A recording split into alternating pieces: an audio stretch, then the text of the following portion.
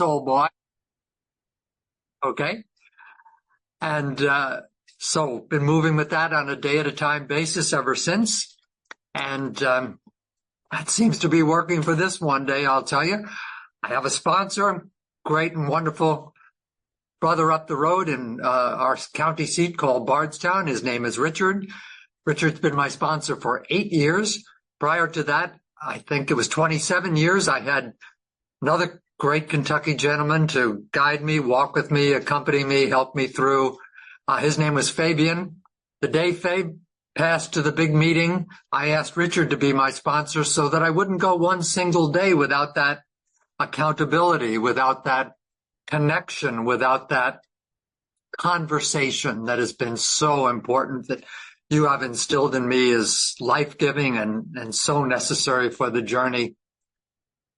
Indeed, the 12 and 12, we know that when we turn to God, all will be well with us. There's not a lot that I know for sure anymore, and I love that actually, but that all will be well, turning to God, seeking Him, asking Him, desiring Him with my whole body, mind, soul, and spirit. Yes, I'm all in for this. And tell you a funny story that a friend of mine told me this morning when he was here visiting. Apparently, someone asked the incomparable Mother Teresa herself, "Do you pray?" Imagine. She said yes. "Oh, really?" "Well, what do you pray for?" the person asked. And herself replied, humbly I'm sure, I don't ask for anything, actually. Mostly, I just listen." "So what do you hear?" the person asked her, and she said, I hear the voice of God." "Okay, what does He say?" And Mother Teresa said, "Well, actually, He doesn't say much either. He mostly listens." And that's some beautiful circular mystery there that intrigues me very much and sounds very familiar, I'll tell you. It's great. Friends, I am speaking to you from the music room at the Abbey of Gethsemani here, site of many like to say bootleg A&A meetings not approved by the New York office. Mildred's been here to the music room. And I have been a Trappist monk at the Abbey of Gethsemani, the oldest monastery in America, for the past 52 years. Well, you can tell by looking at him, he's been somewhere for a while and doing something, and that's what I'm about. So very thankful for that and for the chance to be God's guy for today. I tell you, it's the darndest thing. I wake up empty every morning. It's as if yesterday's terrific sober miracle, bursting with opportunities and lights and chances to serve, as if that all went away. And I wake up ready to begin again, especially by calling the Spirit home. Funny, my sense of the mystery is that the Spirit has a way of wandering off as the day ends, and the hand of God kind of clears the palate for this old sober boy in any event, and asks me to start again with the desire, with the joy, with the gratitude, with the wonder of being a sober guy on duty today, and delivered and rescued and in the lifeboat of Alcoholics Anonymous. Friends, I am not that certain about anything too much anymore, so I am like a bumbling amateur fiddling around on your average 24. I am convinced beyond a shadow of a doubt that for today, of myself, I am nothing without God. I am lost. I am a disaster area. I am just an empty cipher. The bestest, greatest good news that this old boy could ever possibly shout is that what it took and all that it took to get me here to the Fellowship of the Spirit is the royal road that God had planned for me, and undoubtedly for all of us, the royal road to spiritual experience, to God consciousness, to that assurance that the Creator has entered our hearts and lives in a way that is indeed miraculous. It even seems like an understatement when I think what might have been at any point along the way. I know God is taking care and showering His grace on me. I need to pick up the kit. That's a little mantra that I enjoy very much from page 25 of our book. And when I do, the lights come on, the purpose, the direction, the identity, everything just begins to unfold in ways that are God's to know and mine to enter in upon and embrace. My step into the sunshine, as Bill Wilson called it, and again, a wonderful understatement, I think. So a big book refrain that means more and more to me every day, dear friends. We ask God, as simple and unassuming as that is. For me, that is the power tool par excellence, so to speak. When I speak with fellow kingdom seekers who have children, they tell me, if that little guy, my son, asks for a ride over to his friend's house, no matter what I'm doing, I drop everything and I attend to the request of my son. And I can't help thinking how much more for the infinite Father of mercies and of glories and of lights, the Creator, would respond with all His unspeakable fervor and love for this poor soul asking anything. So the book, of course, speaks of it any number of times. We ask for freedom from self-will. We ask for the right thought or action. Great prayer. We ask for inspiration. I sure do, and I need it a lot. Otherwise, I'm just wandering around and ready for the next disaster story. I ask God for an intuitive thought and decision. Ask Him to help show me the way of tolerance, patience, pity, and that I would cheerfully grant a sick friend. And so on and so on. I ask God for everything. I ask God for help coming on this meeting. I shouldn't be allowed to leave my room without adult supervision, let alone come before you, great 12-step friends. And so that's what I do to get started. And it moves me. The prayer, that simple prayer alone moves me from lostness and chaos and darkness to what? To that most elemental and buoyant and gifted word that I know of in recovery, connection, the connection to a widened, expansive realm of the Spirit, to a playing field that is blazing with light, with God's guidance, with the chance for this soul guide to be of maximum service, to be out of self. And not that I'm ever cured of alcoholism, so keenly aware of that. And I ask God to spare me ever going back to that the way forward is my greatest desire. And so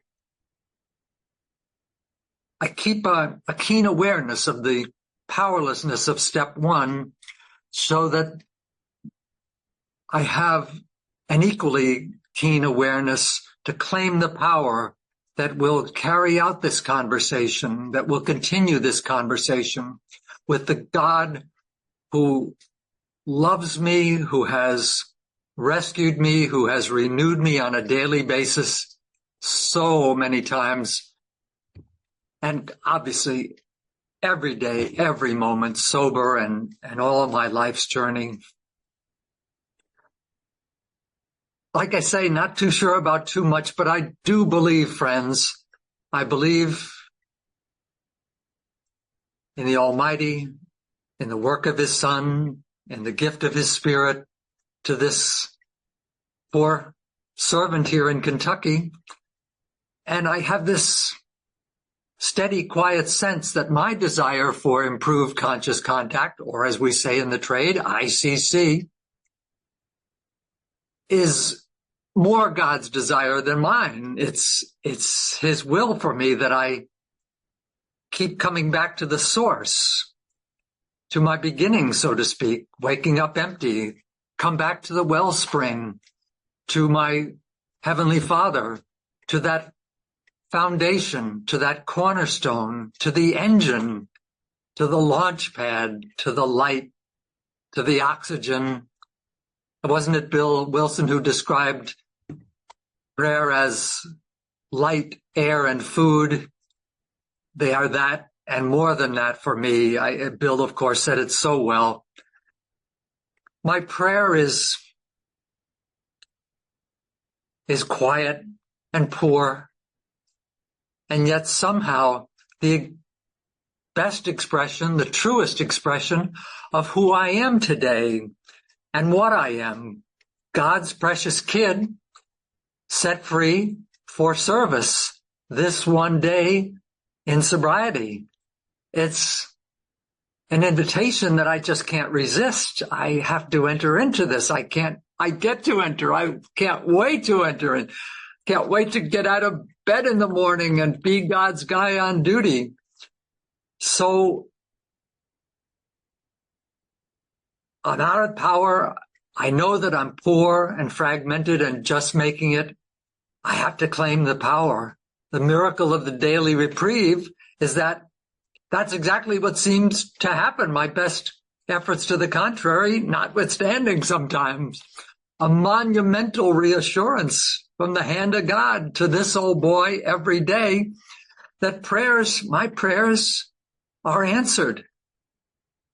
It's like the big elephant in the middle of my office here that assures me, nudges me, encourages me, come on, ask me. Funny, an old monk told me long ago, we were talking, he said, ask God, but then get ready because he's going to send a flood. I never forgot that. And I know his name was Father James. I know he was sharing that experience with me, passing it on to the next generation. So God's will for me, yes. It is obviously something that's all about sobriety, rich, generous, loving, merciful. Sobriety is the promise, the baseline, the gas, get going, old guy. And so it is when I am conscious of the power of the presence, I claim that power almost intuitively anymore. It's like breathing for me, breathing in with thanks and praise and asking God the next right step. Please, the next opportunity to serve, to be loving, to be light, to be encouragement in every interaction, at every opportunity. Funny, I was talking to a friend the other day about this AA expression, sticking with the winners, and I'm not here to debate that or to question any of it, but it seems to me that I don't want to be drawing any distinctions among our fellow travelers. I want to be creating the unity. I want to be pledging the love and the light and encouragement to everyone I possibly can. So it is then when I'm conscious of the presence, going to center, claiming the power, going down deep, page 55. I love that, page 55, and finding the presence. When I find the presence, I'm finding someone there, mysterious, totally wonderful, who is for me, who is more for me than I ever could be for myself. who is with me, who enlightens me, who holds me, who directs me, who shows me, who cares for me. And I get to return all of this if I am alert and plugged in and improving conscious contact. It's a sense of abundance and opportunity and urgency, even because of the now, right now, to live sober, to be in the light and in the power. I love this, that I can't quantify or describe it with any precision. I just dread questions about this, actually. But for me, it's all in the believing, simple, basic, and true, that I'm just a needy child connecting with a loving parent. All I need to do, so to speak, is to click the on switch, and it is on. It is on with a joy. I have this funny idea, friends, no doubt derived from yourselves, that disturbances, even resentments, fears, are all gifts for me today. Why? Because bleep, bleep, bleep, they are signals for me to dive down deep. Page 55, claim the power. I have a disturbance. Well, okay, there's that, but there's also the message to me that I need to renew conscious contact. I need to claim the power. I need to reconnect. I need to go down deeper. And so these are gifts, signals, reclaim, reconnect, pick up the kit, and you'll be back on message again. For me, ICC and those simple prayers, that listening, brings me into a joyous communion with the vital will of God, my Father. It asks me, invites me, energizes me to change, to do this differently, to, as we say in New York, forget about the old self and become a transformation, a whole new person in thought and attitude, as our book says. I think that's 143. I have to be made new and pick up the kit for that to happen. For me, asking God, improving conscious contact, calling on the power is an act of, let's call it opposition or even resistance to the hopelessness, terror, bewilderment, frustration, despair, negativity that could so easily be my default settings. And, well, yeah, that's probably my truth, actually. I have all this desire, of course, never to stay there, but to move into the light, into the love, into the mercy while I have this one day sober. To claim the power is to claim the love, what little understanding I have of it. To claim the love is to have a mission, to remember that I'm a sober guy on duty, to live from the spirit center with a depth and a gravity so that I have that consciousness, I have that direction. It's all so beautiful and irresistible. On my own, of course, we're talking about lost, directionless, ego-inflated, self-will run riot. It's obvious. For me, though, friends, just a word, God, please, praise, thank you, topples all of that egoism, all of that blocked up channel and direction. It opens the gates, takes down the walls, lets the spirit come in. For me, every prayer bespeaks a spiritual awakening. Snap out of it. Luke, come on. You're suffering from a disease which only spiritual experience will conquer, and you have this golden opportunity to open up to it. Bro, move it. Come on. That clock is ticking, and you have a mission. It just lights my life up every blessed day. The key of the day my prayer, renewing steps 1, 2, and 3, as if, I'm telling you, friends, it's as if I'd never ever heard them. Electrifying, brand new every single day for me, and gives me a sense of freshness, mobility, gratitude, big gifts every single day. And look out, world, because he's charging down the hallway, ready to show God that I'm connected with the miracle of this day's one reprieve from active alcoholism and eager to show it.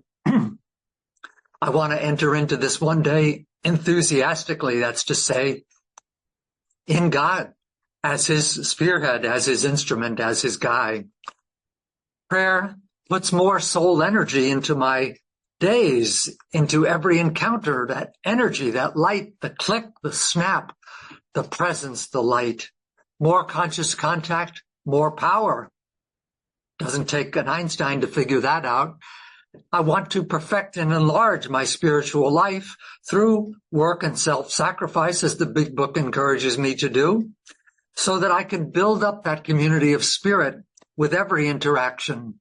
And so, not that I'm, how should we say, collecting any great spiritual experience.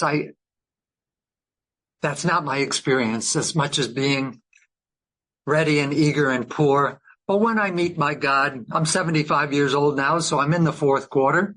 When I meet God, come face to face with my Maker, it's going to be all about thanks and gratitude, and my desire, however fleeting and flickering and feeble,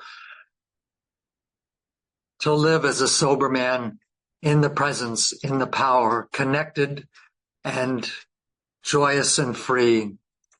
So in meditation, friends, again, as simple as just breathing in the love, breathing out the fear, getting into action. Rinse and repeat. Breathe in the love, breathe out the fear. Direct my thinking. Thy will be done. How can I best serve? Thanks and praise. I'm no longer running the show. Help me. Thank you. Praise you. And one that I learned from a cousin of mine, it's like, I can't say it the way she does, but yes. Yes. My prayer then, friends, and I think I'm wrapping here, is to find the Spirit's center and live from that center in gravity and presence and awareness, so that I can be focused on the work of God and not distracted by life on the edges, as I call it, by outside sources, by anything but the work of God today. Disturbance, a litmus test, a gift, an indicator of the quality of my conscious contact, and a prompt to improve, to reconnect, to light it up again, so to speak. I have time for prayer. Of course, I live in a monastery. It doesn't hurt. But it seems to me that if I'm not keeping conscious contact above the horizon as a real piece of business every blessed day, I'm going to be having a lot of time for trouble and who knows what else. I kneel before God so that I can stand up to anything today. I ask him, I praise him, I believe him. And I read somewhere, I don't know, this might even, I forget, but the fruit of prayer is faith. The fruit of faith is love. The fruit of love is service.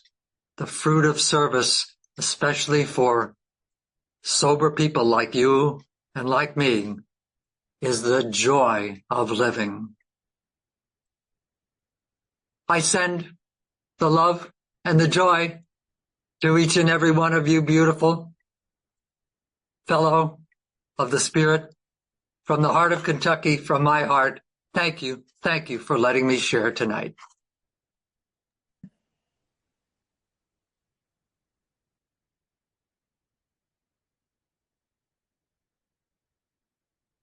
There we go. Good evening. My name is Marilyn. I am an alcoholic. And Brother Luke, I just want to thank you. I was so excited when I saw you tonight because you so much inspire me. I still listen to your recording from the last time you were here. That's where I got that ICC. And I love the way you said, we ask God. And when I'm feeling down a little bit, I throw on your tape and I hear your voice and the joy that you bring to me. I just want to let you know you're very special to me. Very, very special to me. I want to ask this one quick question because I know you live there in the monastery and you're praying throughout the day, your Psalms and all the things that you've shared with us before. But do you ever get that point where you just kind of maybe feel like it's repetitious, like maybe you're checking? Because sometimes I'm starting to feel, I pray throughout the day and I ask God, I try to do the principles of this program, but then sometimes I feel like I'm just checking the box. Like I don't have that. Some days I don't have that great enthusiasm and joy that I once did. And I just wonder if that ever happens to you in the monastery there. I just love you. Thank you.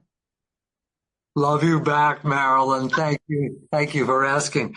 Oh, indeed, robot mode. And that comes too easily to keep it fresh and exciting and alive and present. Absolutely. It's getting easier, but I think God understands that there's just a point of, how shall we say, mouthing the words. And, we're in the choir here 7 times a day and have been doing that for 176 years. And that's such a great example of the very thing. Go on in and maybe something will come alive, and some of it feels, how shall we say, just mailed in and absolutely understood. The robot, yeah, guilty. You're wonderful. Thank you, Luke. Thank you, Marilyn. Come on in, John T. Thank you, John, and thank you, everybody, for doing service for this wonderful meeting. My name's John, and I'm an alcoholic. And brother Luke, I was so moved by your share, and for a number of reasons. But the last 5th step I did right before the pandemic was with a Trappist monk. I'm from Dubuque, Iowa. There's New Mellery Abbey in Piasta. You're familiar with that. At any rate, I want to tell you thank you for your beautiful share. And the question would be, if you do, how do you separate your passion for Alcoholics Anonymous and the anonymity, but your passion with your work at the Abbey? Or do you keep it separate? It is all God. So I just wanted to thank you so much. Thanks, John. So good to see you and the connection with our brothers in Piasta. Absolutely. Good question about, Grace of God and a number of 24s. I feel like the 2 tracks, church and recovery, are pretty well intertwined, interwoven anymore. The word is out on the drunk monk around here, and there's not much I can do about it. It's certainly God's business. I don't broadcast, but it's no secret either. And yes, truly, there just is a point, a blend, a oneness about it anymore. I do one as much as the other, and I'm just eager and thrilled to pieces. I never could have dreamed this business up or wouldn't have signed up for it either. God knows, but here to say wouldn't have missed it for anything. Thanks. Come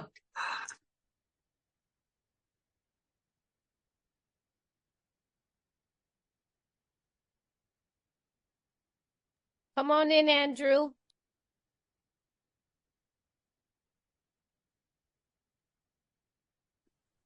Good evening, beautiful souls, alcoholic Andrew from Ontario. Thank you, FOTS team. Always special to be here. And Brother Luke, and I think this is the second time I've heard you on a Step 11. The biggest thing I've heard, and I hear a lot in this ICC, is the thankfulness for the miracle of just simply life and sanity. And then, oh my gosh, I'm also given that ability to finally love others. My question for you, when did you first realize that it was possible to have conscious contact? Because you spoke quite a bit about what I believe to be God consciousness, and that has saved me my thinking over and over again, even without asking. Truly a gift, a miracle. Thank you, Andrew. So good to see you again. My ancestors are all Irish, and we like to joke around that we ain't Irish for nothing. I'm here to report I've had a God consciousness and a sense of the calling from before kindergarten. And I've been grasped my whole life long for the mission, for the work. This is why the wonder how God morphed it and changed it and refocused it in ways that I never dreamed of. But my heart's yearning has been vivid, and my sense of belonging to God from maybe the age of 3. And so always growing and renewing, of course, and beautiful. But I'm here to report with a sense of wonder that that's the story of my whole life, Andrew. Thank you. Come on in, either Carol, whoever's in that window. Hi, I'm Carol's other half. My name is Bob. I'm an alcoholic. Father Luke, that was amazing. That was amazing. I've heard you once before, and what I remember is page 55. I use that, when I'm talking to sponsees and stuff, so they'll remember page 55. My question for today is, I was just in prayer and meditation probably yesterday, and so faith, you spoke a lot about faith, and I've got faith. I totally believe, I'm connected to this power, and that I'm connected to life and to plants and to everything. And yes, that gives me some comfort, but do I trust, that, and is faith the same thing as trust? It feels like they're a little bit different. Do I trust because just completely surrendering my self-will, sometimes still, even after all the times it's worked in my life, there's still hesitancy. So I guess my question is how to develop or how to nurture or cultivate that trust, so I can let go completely. That's it. Thanks, Bob.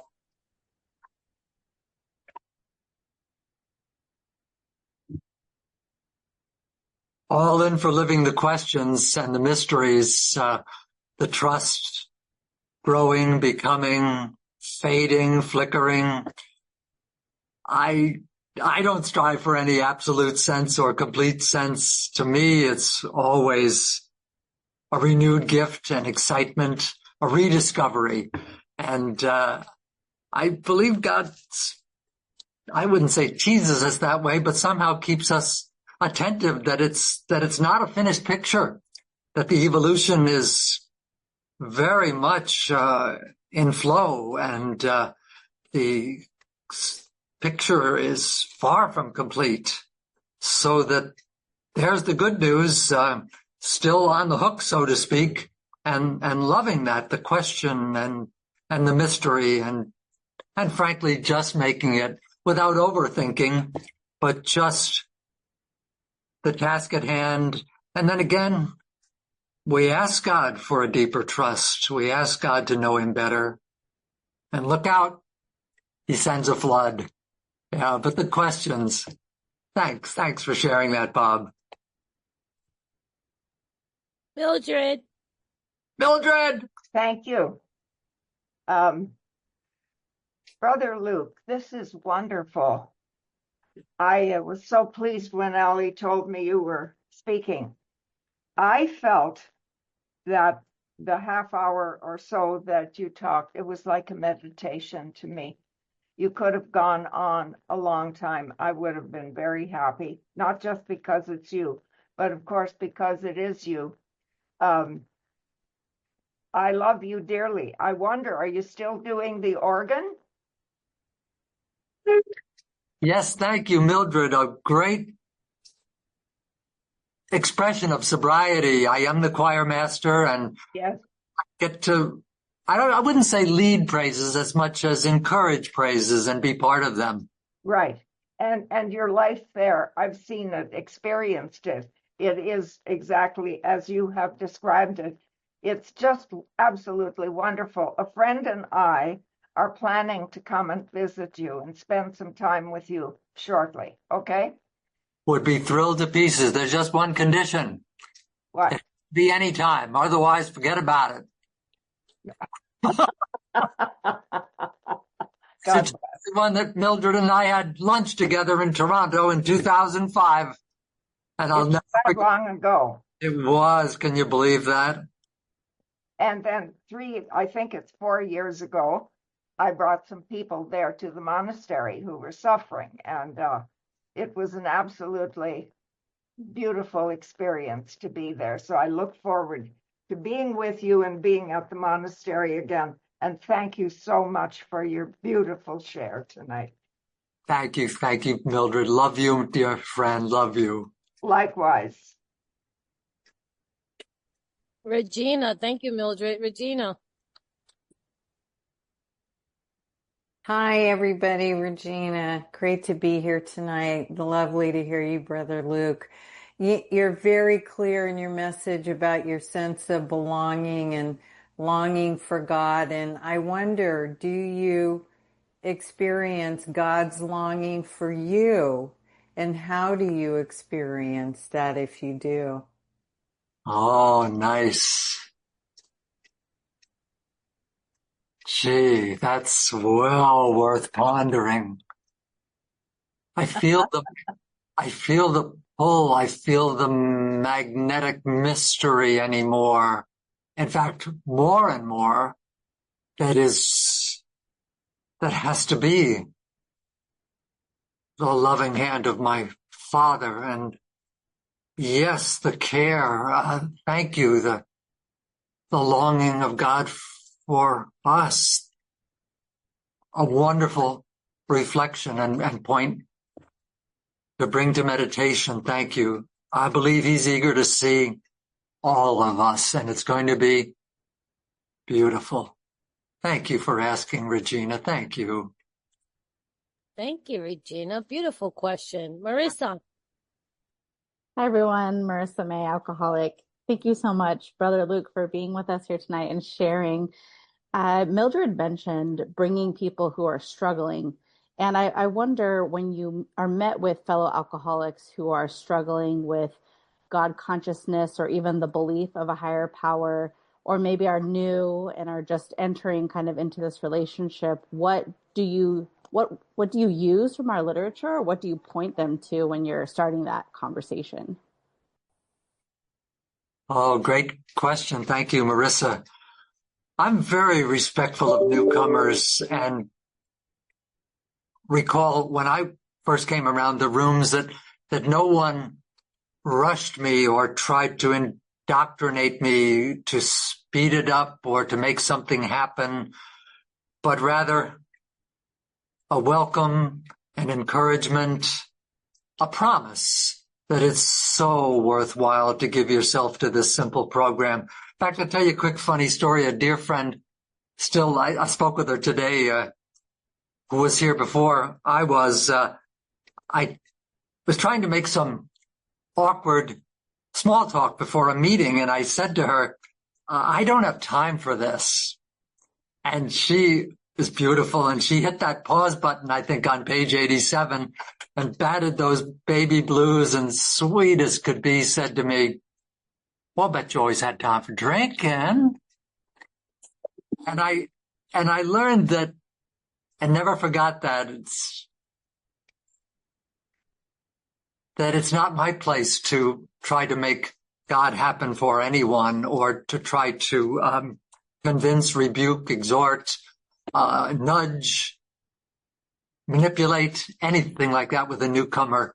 Hopefully, how should we say, we model recovery and beam the love and the light, shake that hand warmly with a presence and a care, and then see what happens. Keep that newcomer in my prayers, and but I'm really respectful of the start and what God would have for anybody. Appreciate your asking. Thank you. Thank you. Last but not least, come on in, Ralph. Ralph. Brother Luke, thank you so much, sir, for not only your verbal presence, but your deportment. Talk about shouting that you're a man with an answer. Thank you. I got one serious request for you. When last we saw her, Mildred has a checkered history in going up in places like yours. So when she comes to visit you in the monastery, we're going to need assurance from you that you are going to keep her under close supervision, because we cannot afford to lose her again. When last we checked on her in the convent, it didn't go so well. So, Luke, we need assurances from you that you'll return her to us as you received her. I'll try to remember, Ralph. Mildred. Oh, beautiful, beautiful. That was good. That was really good. Mildred got a kick out of that one too. Thank you, everyone, for the Q&A, and I'll now turn it over to Michelle. Thank you, Teresa. Thanks for great questions tonight, everyone.